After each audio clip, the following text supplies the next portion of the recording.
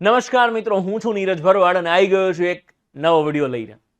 તમને ખ્યાલ છે એ પ્રમાણે આપણે દર શુક્રવારે ટોપ 10 ક્વેશ્ચન્સની સિરીઝ લઈને આવી ગયા છીએ, જેના અંદર આપણે આવનારી પીએસઆઈ અને કોન્સ્ટેબલની ભરતીમાં પૂછાઈ શકે એવા અગત્યના 10 પ્રશ્નો સોલ્વ કરીએ છીએ, જેમાં મેથ્સ અને રિઝનિંગ બંને સબ્જેક્ટના ક્વેશ્ચન્સને ઇન્ક્લુડ કરીએ છીએ. નોર્મલી આપણે આ વિડીયો લાઈવ લેક્ચરમાં સોલ્વ કરતા હતા. દર શુક્રવારે સાંજે 6 વાગે લાઈવ મળતા હતા, પણ સાંજે 6 વાગે મારી એક બેચ શરૂ થવાના કારણે એ સમયની અનુકૂળતા નથી.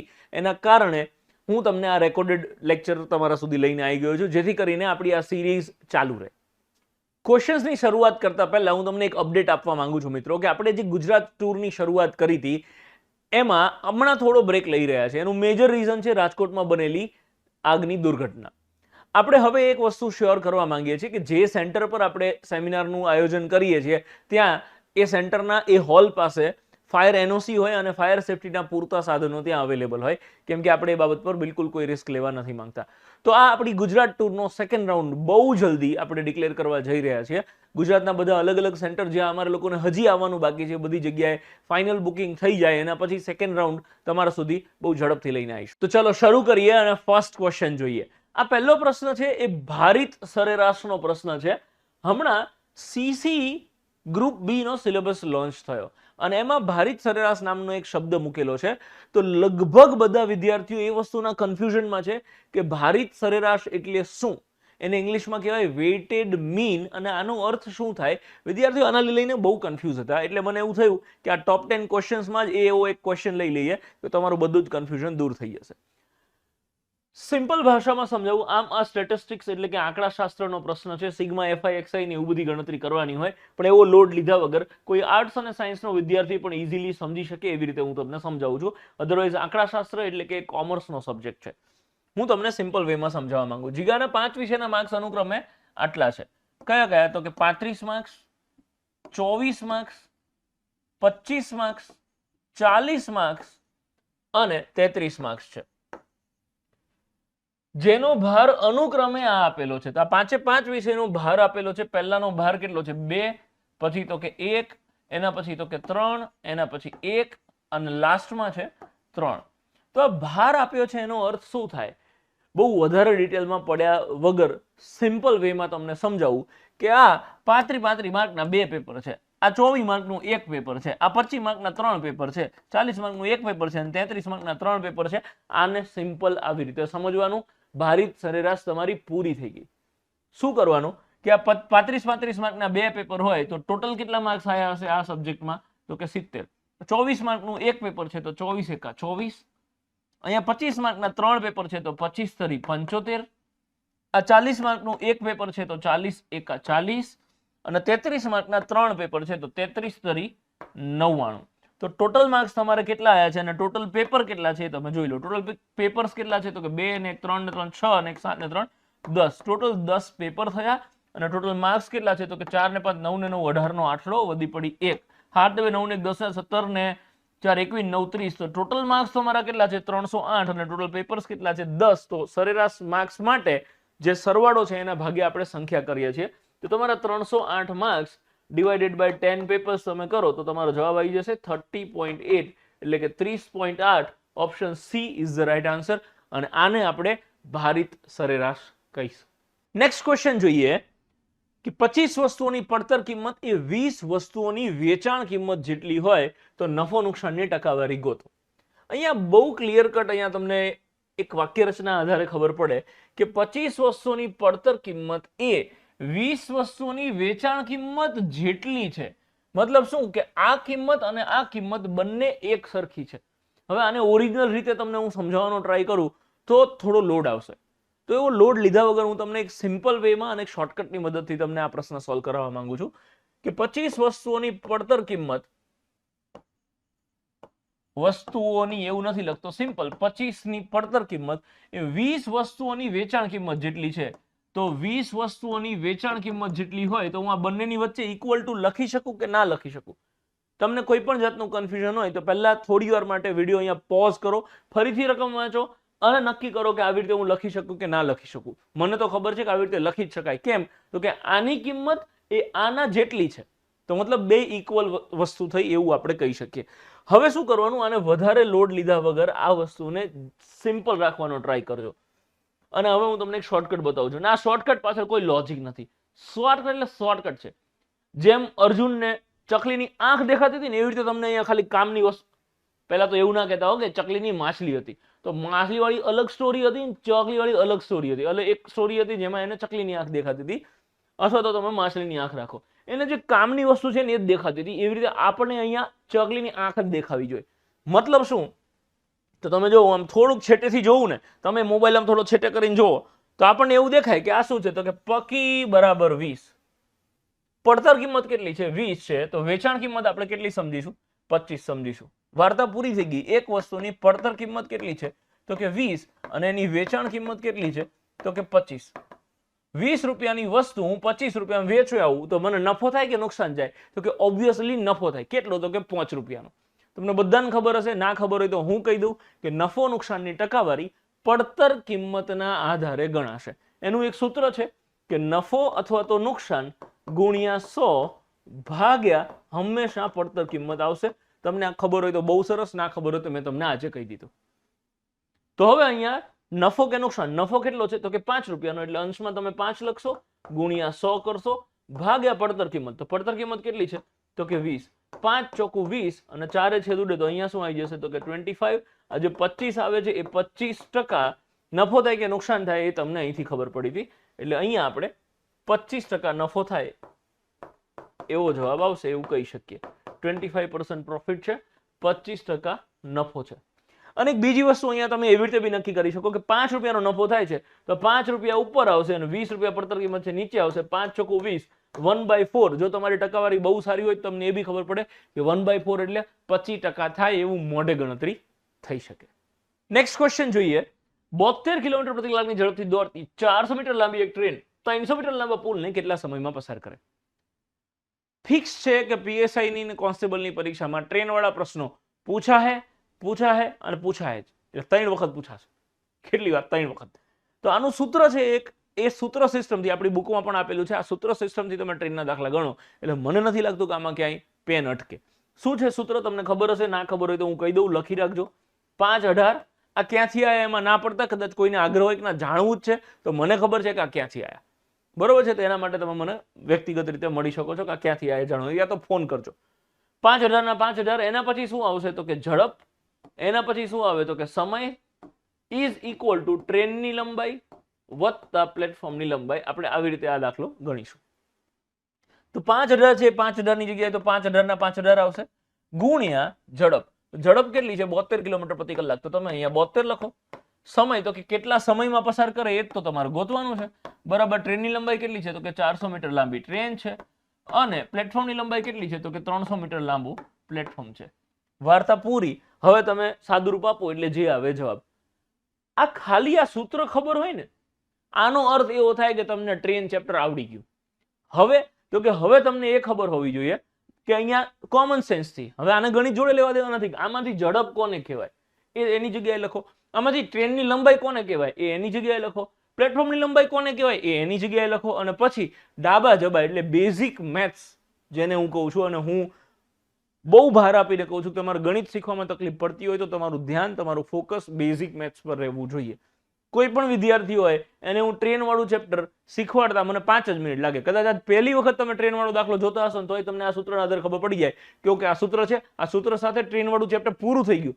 હવે જવાબ નથી આવતો તો તકલીફ બીજી શું? તો કે બેઝિક મેથ્સ ડાબા જબાનો નિયમ ખબર હોવો જોઈએ. શું છે નિયમ? તો કે પહેલા અહીંયા છેદ ઉડાડો. 18 ચોક 72, તો આ થશે 5 ચોકુ 20 ગુણ્યા પ્રશ્નાર્થ ચિહ્ન બરાબર 400 વત્તા 300 એટલે 700 થાય.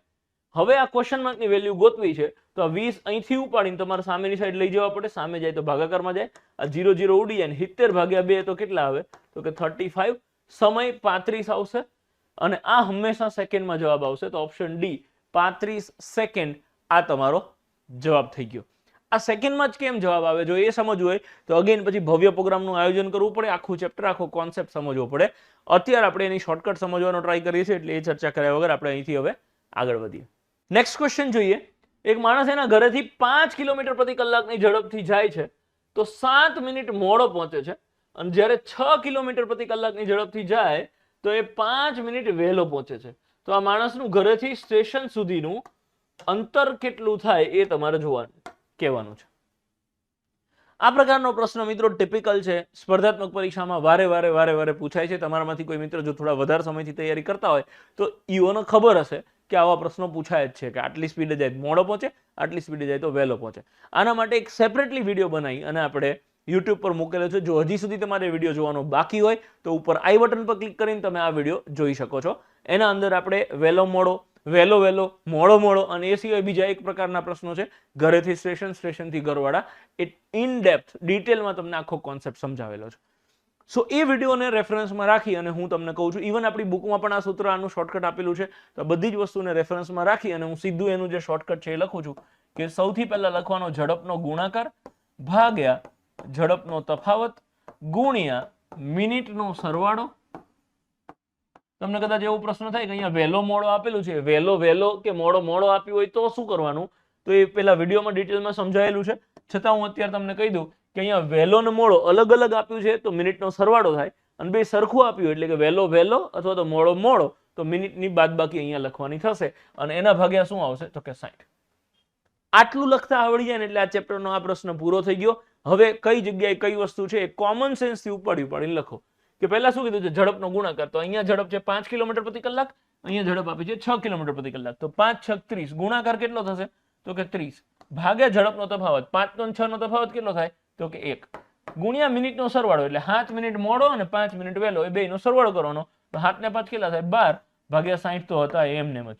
અને ધબધબાટી બોલાવો એટલે જવાબ 30 દુ 60 અને 2 6 12 આ 6 કિલોમીટર એ તમારો જવાબ થઈ ગયો. Option A is the right answer. Next question જોઈએ. 10% લેખે 2 વર્ષનું સાદું વ્યાજ અને ચક્રવ્યાજનો તફાવત 200 રૂપિયા હોય તો મૂડી ગોતો.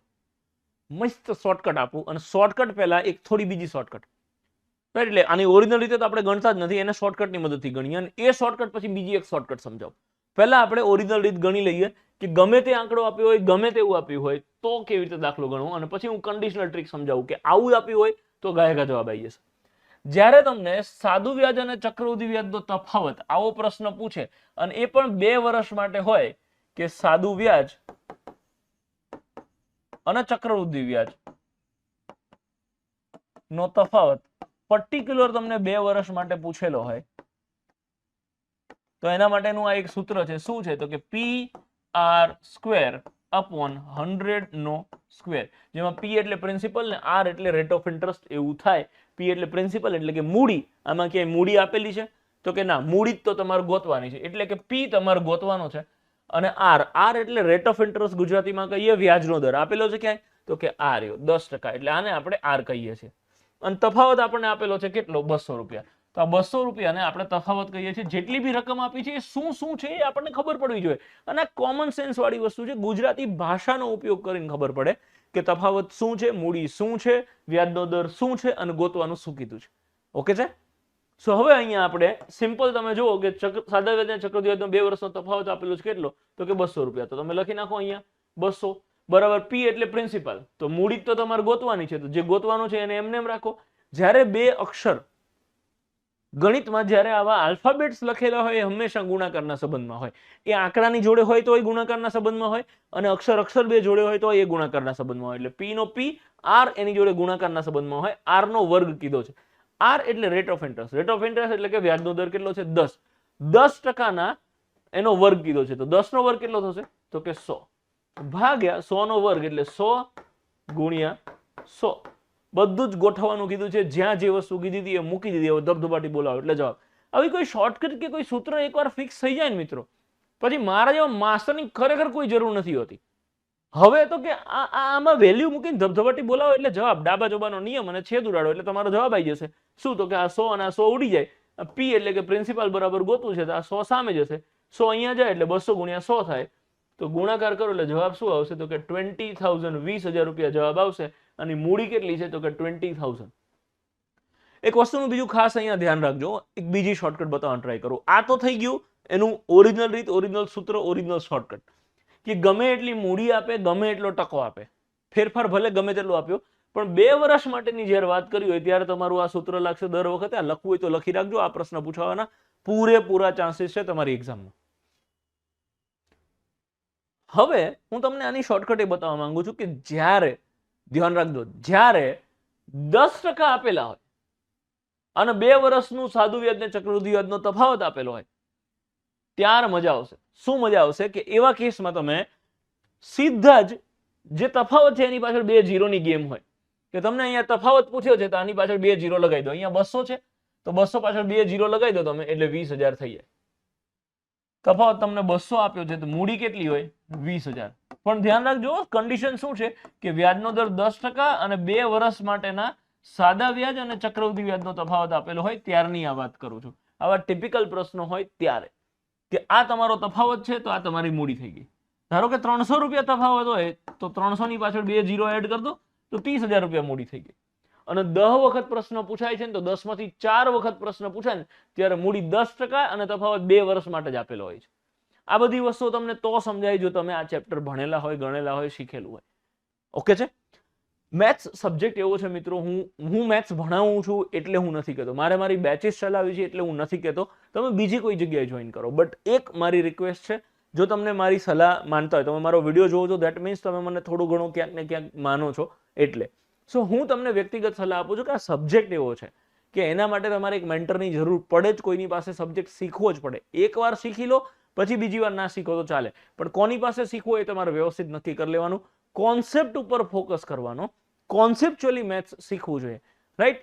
પહેલા તમને મેથ્સ કેવી રીતે આવડવું જોઈએ, હું આગ્રહ સાથે કહું કે 4 માંથી એક પણ ઓપ્શન ના આપ્યા હોય ને અને તમે જવાબ આપી શકો ને એને ગણિત શીખ્યા કહેવાય. રાઈટ? ઓપ્શન પરથી જવાબ આપવો એ બહુ સારી વસ્તુ છે કે તમે સ્પર્ધાત્મક પરીક્ષામાં ઓપ્શનને ધ્યાનમાં રાખો, પણ એ તમે એમાં હું કંઈ ખોટું છે નથી કહેતો, પણ ગણિત શીખવું હોય તમારે કોન્સેપ્ટ વાઇઝ કે ગમે તેવો ફેરવીને પ્રશ્ન પૂછે તો તમારી પેન અટકવી ના જોઈએ, તો એના માટે કોન્સેપ્ચ્યુઅલ મેથ્સ શીખવું જોઈએ. ઓપ્શન વગર જવાબ લાવતા આવડતું હોવું જોઈએ અને એના પછી ઓપ્શન વાળી ગેમ રમાય તો તમારી ગેમ બહુ જ સ્ટ્રોંગ થતી હોય છે. એનીવેઝ આ વસ્તુ સમજી લેજો. અહીંયા ધારો કે હું તમને એવું કહી દઉં કે મૂડી 40,000 છે અને તફાવત ગોતવાનું કે તો 2 ઝીરો ઉડાડી દેવાના. ટૂંકમાં તફાવત અને મૂડી વચ્ચે 2 ઝીરોની ગેમ હોય, 2 ઝીરોનો ડિફરન્સ હોય છે. તફાવત પરથી મૂડી ગોતવી છે 2 ઝીરો એડ કરો અને મૂડી પરથી તફાવત ગોતવો છે તો 2 ઝીરો રદ કરો. ક્યાંક લખવું હોય સાઈડમાં તો લખી રાખજો. આ કન્ડિશન હોય, 10% વ્યાજનો દર હોય, 2 વર્ષ માટે સાદા વ્યાજ અને ચક્રવૃદ્ધિ વ્યાજના તફાવતની વાત કરેલી હોય તો આ 2 ઝીરોની ગેમ છે, એ ધ્યાન રાખજો. અને મેં તમને જેમ થોડી વાર પહેલા કીધું એવી રીતે કે તમને મેથ્સ અને રીઝનિંગ તમારે કોઈ પાસે શીખવું જોઈએ, એક મેન્ટર તમારી પાસે હોવા જરૂરી છે. જો તમે મેથ્સ અને રીઝનિંગ મારી પાસે શીખવા માંગો છો તો આપણી એક live batch, rather hybrid batch, સાંજે 6 થી 8, મેં હમણાં કીધું એવી રીતે કે હું 6 થી 8 અવેલેબલ નથી, તો એનું રીઝન આ છે કે ગઈકાલથી આપણી એક લાઈવ બેચ ચાલુ થઈ છે. તમે શુક્રવારે આ વિડીયો જોવો છો દેટ મીન્સ બુધવારથી લાઈવ બેચ ચાલુ થઈ છે. બુધ, ગુરુ અને શુક્ર, હજી શુક્રવારે પણ આનો ડેમો લેક્ચર 6 થી 8માં હશે જ. તો કદાચ તમે અત્યારે આ વિડીયો અપલોડ થઈને તરત જોતા હોય તો આ જ ટાઈમે મારો ડેમો લેક્ચર ચાલુ હોય એવું બની શકે છે. સો જો તમે આ બેચમાં જોડાવા માંગો છો, જેના અંદર હું એન્ટાયર મેથ્સ અને રીઝનિંગ એટલે તમારી પીએસઆઈ અને કોન્સ્ટેબલની પરીક્ષામાં જે પૂછવાનું છે બધું જ મેથ્સ અને reasoning systematic, concept wise plus shortcut plus option પરથી જવાબ કેવી રીતે લાવવા, આ બધી જ વસ્તુઓને ઇન્ક્લુડ કરી અને આ બેચમાં તમને તમારો ગણિત અને રીઝનિંગનો એન્ટાયર સિલેબસ પૂરો કરવાનો છે, જેના અંદર તમને મટીરિયલ સ્વરૂપે આપણી બુક મળશે, મેથ્સની અને રીઝનિંગની બુક. મેથ્સનું નવું એડિશન જે આવવાનું છે એ બુક તમને ફ્રીમાંથી આપવામાં આવશે. જ્યારે બી બુક લોન્ચ થશે તમારા એડ્રેસ પર મળી જશે. એના માટે તમારે કોઈ એક્સ્ટ્રા પે કરવાનું નહીં હોય. ડેઇલી અને વીકલી ટેસ્ટ હશે. જો તમે ગાંધીનગરમાં રહો છો તો ઓફલાઈન બેચમાં નહીં આવી શકાય બીકોઝ મારી ઓફલાઈન બેચ પેક થઈ ગઈ છે. તમે ઓનલાઈન બેચમાં જોડાઈ શકો છો. તો લાઈવમાં તમારી એપ્લિકેશનમાં ડેઇલી અને વીકલી ટેસ્ટ હોય. જે હું ઓફલાઈનમાં ટેસ્ટ લઉં છું એ જ ટેસ્ટ તમને એપ્લિકેશનમાં પણ મળશે, જે એવરી ડે હશે. એટલે કે આપણે મંડે ટુ ફ્રાઈડે, સોમથી શુક્ર, આપણે અઠવાડિયામાં 5 દિવસના લેક્ચર હોય છે. લેક્ચર પૂરા થાય 6 થી 7:30 એટલે પછી તરત ટેસ્ટ હોય. તો એ ટેસ્ટ તમને લાઈવમાં પણ મળી જશે. અને દર શનિવારે એવરી સેટરડે આપણે એક વીકલી ટેસ્ટ રાખતા હોઈએ છીએ કે આખા અઠવાડિયામાં તમે જે ભણ્યા છો એનું રિવિઝન કરી અને શનિવારે તમારે એક 40-50 માર્ક્સની ટેસ્ટ આપવાની હોય છે. બેચ પૂરી થાય પછી બહુ ઇમ્પોર્ટન્ટ વસ્તુ છે મોક ટેસ્ટ. તો આ 3 મોક ટેસ્ટ તમને અમારા તરફથી ફ્રીમાં આપવામાં આવશે, જે તમે ઈચ્છો તો એપમાં આપી શકો છો, તમે ઈચ્છો તો અહીંયા સેન્ટર પર આવીને પણ આપી શકો છો જો તમે ગાંધીનગરમાં રહેતા હોય.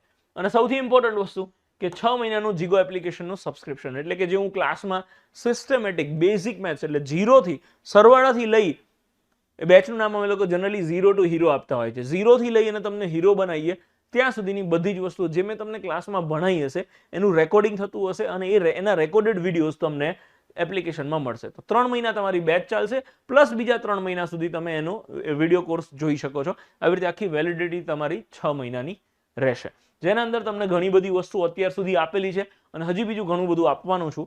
એ તમને કોર્સ લીધા પછી જ ખબર પડશે કે હું એમાં બીજું શું શું આપવાનો છું. અચ્છા, એક બીજી વસ્તુ કે નવું એક ઇનિશિયેટિવ અમે સ્ટાર્ટ કર્યું છે કે આ જેટલી બી ટેસ્ટ લઈએ છીએ, ડેઇલી હોય કે વીકલી ટેસ્ટ, એનું પાછું વિડીયોથી સોલ્યુશન કરાવવાનું. પ્લસ બુકના અંદર જેટલા પણ પ્રશ્નો છે એ બધા પ્રશ્નોનું વિડીયો સોલ્યુશન કરી અને તમને એપ્લિકેશનમાં આપેલું હશે. રાઈટ, એટલે આ બધી જ એવી વસ્તુ છે કે તમે કોઈ પણ જગ્યાએ કોઈ પણ રીતે કન્ફ્યુઝ થવાનું તમને કોઈ સ્પેસ જ ના રહે. બધી જ વસ્તુનું સોલ્યુશન તમને મળી જશે. છતાંય અમે લોકો ઓપન હોઈએ, તમારા કંઈ સજેશન હોય તો એ સજેશનને સ્વીકારી અને એને ઇમ્પ્લિમેન્ટ કરવા માટે.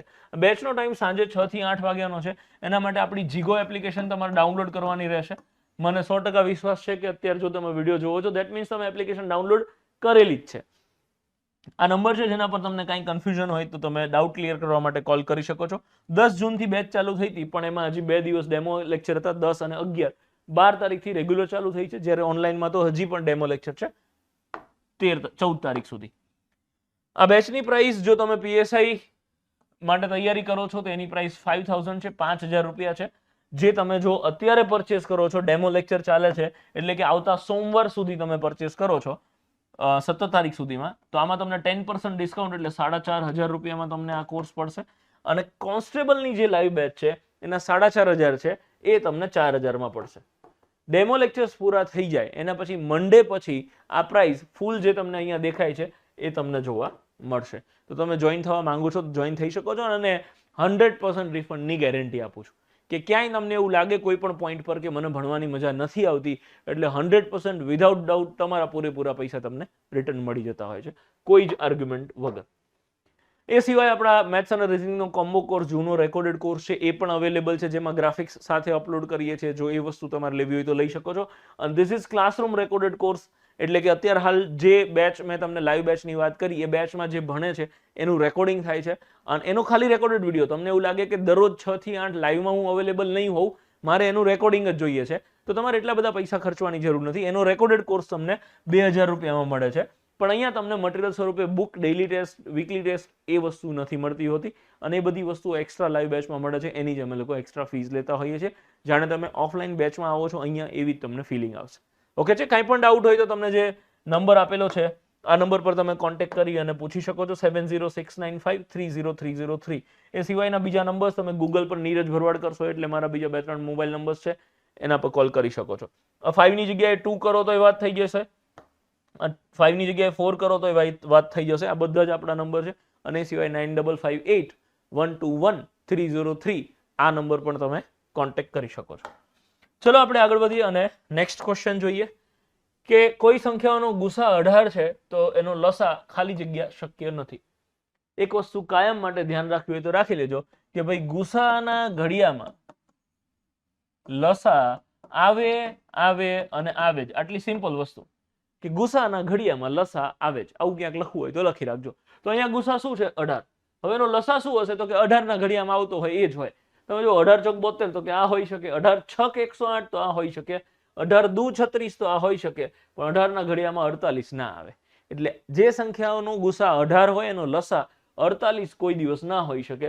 તો ધ રાઈટ આન્સર ઇઝ 48 કે 48 શક્ય નથી. આ વસ્તુ લખી રાખજો કે ગુસાના ઘડિયામાં લસા આવે છે. આગળ વધીએ અને નેક્સ્ટ ક્વેશ્ચન જોઈએ. આ કોડિંગ ડીકોડિંગનો એક પ્રશ્ન છે કે જો કોઈ સાંકેતિક ભાષામાં ટેબલને આવી રીતે લખાય તો આ જ સાંકેતિક ભાષામાં ચેરને કેવી રીતે લખાય?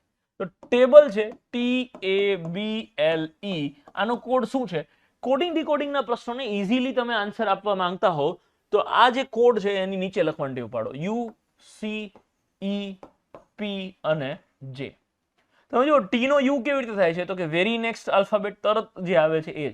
પછી એ નો સી શું થાય તો કે એ પછી બી છોડી અને સી છે, બી પછી સી અને ડી છોડી અને ઈ છે, એલ પછી એમ એન ઓ છોડીને પી છે, ઈ પછી એફ જી એચ આઈ છોડીને જે છે, તો તમે જો અહીંયા શું થયું કે ફર્સ્ટમાં કઈ એકેય આલ્ફાબેટ નથી છૂટતો, અહીંયા એક અક્ષર છૂટે છે, અહીંયા બે અક્ષર છૂટે છે, ત્રણ અક્ષર છૂટે છે, ચાર અક્ષર છૂટે છે. તો એ જ સિસ્ટમ ફોલો કરીએ, એ લોજિક ફોલો કરીએ અને ચેરનો કોડ શું થાય એ આપણે જોઈ લઈએ. કે ચેરમાં પહેલા કંઈ જ નહીં છોડવાનું, વેરી નેક્સ્ટ આલ્ફાબેટ ટી પછી યુ, તો સી પછી શું આવે ડી. હવે એક અક્ષર છોડવાનો છે, એચ પછી આઈ છોડી અને જે. હવે તમારું ધ્યાન ઓપ્શન પર રહેવું જોઈએ કે ઓપ્શનમાં શું છે, ડી જે જવાબ આવ્યો તો ડીજે વાળા જવાબ, આ જેડી છે એટલે આ તો જવાબ ના જ આવે, અહીંયા ડીજે ડીજે ડીજે, આમાંથી કોઈ પણ એક જવાબ હોઈ શકે છે. તો હવે આગળ વધો કે અહીંયા 0 છોડ્યો, અહીંયા 1 છોડ્યું, હવે 2 છોડો, એ પછી બી અને સી છોડી અને શું આવે ડી. આઈ પછી જે કે એલ, 3 અક્ષર છોડી અને એમ. આર પછી એસ ટી યુ વી છોડી અને ડબલ્યુ, તો DJ D M W, option B is the right answer. આગળ વધીએ અને નેક્સ્ટ ક્વેશ્ચન જોઈએ. આ કોડિંગ ડીકોડિંગ તમારી એક્ઝામ માટે કોન્સ્ટેબલ અને પીએસઆઈ ની વાત કરો તો અતિ મહત્વનું ચેપ્ટર છે. વિધાઉટ ફેલ આખું ચેપ્ટર જોરદાર કરી નાખજો. કોડિંગ ડીકોડિંગ લગભગ 5-6 અલગ અલગ પ્રકારના પૂછાય છે, સો બધા પ્રકારનું કોડિંગ તમને આવડતું હોવું જોઈએ. નેક્સ્ટ ક્વેશ્ચન જોઈએ. આને આપણે સમાનતા એટલે કે એનાલોજી કહીએ છીએ. સીસીએ ની પરીક્ષામાં ઢગલો પ્રશ્નો પૂછાયેલા આના અને પબ્લિક ભયંકર હેરાન થયેલી. ખરેખર તમે વિચારો છો એટલી જ અઘરી વસ્તુ આને હું માનું છું. કેમ કે આમાં કેવું છે કે સ્કાય ઇઝ ધ લિમિટ, આનો કોઈ અંત જ નથી, કોઈ છેડો જ નથી. પેપર સેટરને મન ફાવે એવા લોજિક બનાવે અને એમાં જો ઘરવાળી જોડે માથાકૂટ થયો પછી જો પેપર કાઢવા બેઠો હોય તો ગાભા કાઢ નાખે, આમ માથાના વાળ ખેંચવા પડે ને એવા લોજિક સેટ કરે. એવું જ માથાનું વાળ ખેંચવું પડે એવું એક લોજિક હું સેટ કરીને આવ્યો છું, જે આંકડો મેં ખાલી બદલ્યો છે, બાકી સીસી ની પરીક્ષામાં પૂછાયેલો પ્રશ્ન છે બેઠો. કે એમાં પેપર સેટરે શું કર્યું હતું કે આજુબાજુના આંકડાઓ છે એ સંખ્યા લખી લીધી 45 અને વચ્ચેનો આંકડો નીચે લખી દીધો ભાગ્યા 9 અને પછી છેદ ઉડાડેલો 9 પંચા 45, તો એટલે આયા 5. તો સેમ લોજિક ફોલો કરો તમે કે 462 છે, એમાં આજુબાજુના આંકડાને તમે લખો 42 અને પછી વચ્ચેનો આંકડો છે એ નીચે લખો 6 અને છેદ ઉડાડો 6 7 42, તો તમારો જવાબ આવી જશે 7.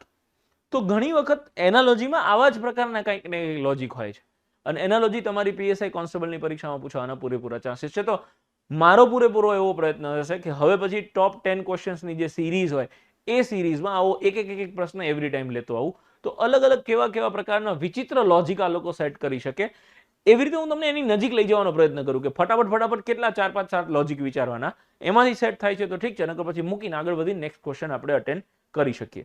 એનીવેઝ આગળ વધીએ અને 9th ક્વેશ્ચન જોઈએ. કેલેન્ડરનો એક પ્રશ્ન છે કે 13 જૂન 2023 બુધવાર હોય તો 13 જૂન 2025 કયો વાર આવે? તમને અને મને એક વસ્તુ ખબર છે કે એક વર્ષમાં એક દિવસ એડ થાય. જો સામાન્ય વર્ષ હોય તો એક દિવસ એડ થાય ને લીપ વર્ષ હોય તો 2 દિવસ એડ થાય છે. તો અહીંયા 23 થી લઈ અને 25 એટલે કે 2 વર્ષ આપેલા છે. તમારામાંથી અમુક મિત્રોએ થોડી ઉતાવળ કરી અને બુધવારનો પછી ગુરુવાર ટીક કરી દીધો હોય કાં તો શુક્રવાર ટીક કરી દીધો હોય તો તમે અહીંયા હેરાન થાવ એવું બની શકે છે. ખરેખર આન્સર શું આવે તમે જોઈ લો. 13 જૂન એટલે કે 13/6/2023 કયો વાર છે? તો કે બુધવાર છે. હવે ત્યાંથી 13 જૂન 2024 આ એક વર્ષ એડ થાય છે. આમાં લીપ વર્ષ હોવાથી અહીંયા એક એક્સ્ટ્રા દિવસ આવશે, તો અહીંયા 2 દિવસ તમારે એડ કરવા પડશે. તો બુધમાં ગુરુ અને શુક્ર એડ કરો તો શુક્રવાર આવે. અચ્છા, આ હું જે સમજાવું છું જો કદાચ તમને નથી ખબર તો આનો અર્થ એવો થાય કે કેલેન્ડર તમે પહેલી વાર જોઈ રહ્યા છો. અને મેં તમને પહેલા કીધું છે એવી રીતે કે આ ટોપ 10 ક્વેશ્ચન છે, અહીંયા કંઈ શીખવાડવા કરતા હું પ્રેક્ટિસ અને શોર્ટકટ પર વધારે ફોકસ કરું છું. જો તમારે હજી સુધી આ ચેપ્ટર શીખવાનું બાકી હોય તો તમે ઉપર આઈ બટન પર ક્લિક કરીને આપણો કેલેન્ડરનો વિડીયો અપલોડ કરેલો છે એ જોઈ શકો છો, જેના અંદર મેં આખું કેલેન્ડર ચેપ્ટર ડિટેલમાં અને ફ્રીમાં યુટ્યુબ પર ભણાવેલું છે, સમજાવેલું છે. તો એ વિડીયો વિધાઉટ ફેલ જોઈ લેજો. કેલેન્ડરના પ્રશ્નો તમારી એક્ઝામમાં કૂટ કે પૂછેંગે. ઓકે છે? સો અહીંયા 2 દિવસ એડ થાય કેમ એ આપણે ડિટેલ વિડીયોમાં સમજાવેલું છે. તો અહીંયા શુક્ર આવશે અને 13/6/2025 તો અહીંયા એક જ દિવસ એડ થાય કેમ કે 2025 એ લીપ વર્ષ નહીં, સામાન્ય વર્ષ છે. તો શુક્રમાં એક દિવસ એડ કરો એટલે શનિ. સો ધ રાઈટ આન્સર ઇઝ શનિવાર.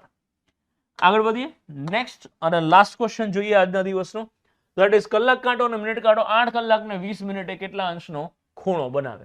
આ ટાઈમ પર કલાક કાંટો મિનિટ કાંટો કેટલા અંશનો ખૂણો બનાવે એના માટે ક્લોકમાં એક સિમ્પલ શોર્ટકટ છે. શું છે શોર્ટકટ? તો કે 30h - 11/2m. મિત્રો આજે છેલ્લા બંને પ્રશ્નો છે ક્લોક અને કેલેન્ડર. આ બંને ચેપ્ટર મેં યુટ્યુબ પર બિલકુલ ફ્રીમાં ઇન ડેપ્થ ઇન ડિટેલ સમજાવેલા છે. જો હજી સુધી તમારા વિડીયો જોવાના બાકી હોય તો વિધાઉટ ફેલ જોઈ લેજો.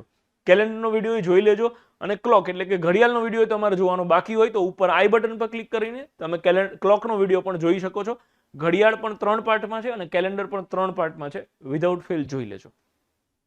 આ એનું સિમ્પલ સૂત્ર છે કે કોઈ ઘડિયાળનો ટાઈમ આપે અને ખૂણો કેટલા અંશનો બનાવે છે આ પૂછેલું હોય તો 30h - 11/2m. h એટલે શું થાય? તો આ h એટલે હવર થાય. શું થાય? હવર. અને m એટલે શું થાય? તો કે m એટલે મિનિટે થાય. તો અહીંયા 8 કલાક ને 20 મિનિટમાં હવર શું છે? તો કે h અને મિનિટે શું છે?